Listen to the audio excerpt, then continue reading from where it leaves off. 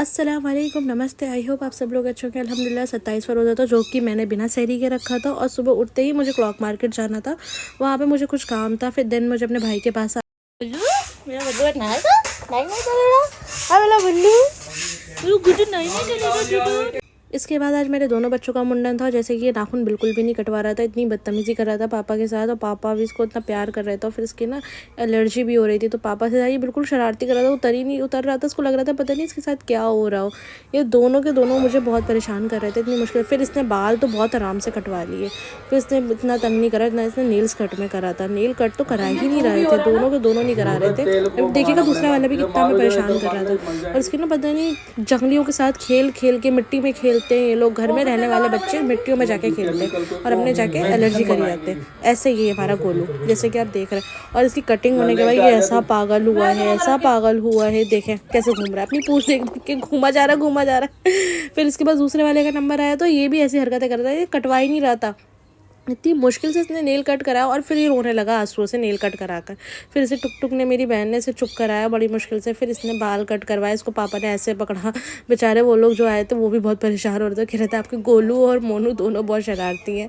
तो हमने इनके फिर ऐसे नेल कट कराया। इसके बाद लोग के बाल उतरवाए। बाल उतरवाने के बाद जब ये नहाने गए उसके बाद ये जो अंदर से रोना इसने शुरू करा है, और ये देखो कैसे खपा रहे थे। इन लोग इतना सहम गए थे ना कि हम बता नहीं सकते। ऐसे इन लोगों में 3 घंटे लग गए नहलाने के अंदर। फिर इनके बाद मैंने शावर लिया, शावर लेने के बाद नमाज़ पढ़ी, और नमाज़ पढ़ने के बाद अब्बू जी का रोज़ा नहीं होता है तो उनका जल्दी से मैंने खाना गर्म करा, फटाफट उन्हें खाना दिया। फिर मेरी बहन की तबीयत ठीक नहीं थी तो उसको हम लेके गए डॉक्टर के यहाँ। तो यहाँ से हम निकल गए थे उसको डॉक्टर के यहाँ ले जाने के लिए। तो देन हम, इतनी गर्मी हो रही थी ना बता नहीं सकती, लिटरली बहुत ज़्यादा गर्मी थी। गर्मी के बाद फिर हम जैसे तैसे करके डॉक्टर के पास पहुँचे। डॉक्टर के पास पहुँचने के बाद यहाँ से उसने दवाई ली, उसके पता नहीं क्या दिक्कत हो रही है, वो हाँ आए दिन बीमार पड़ी है।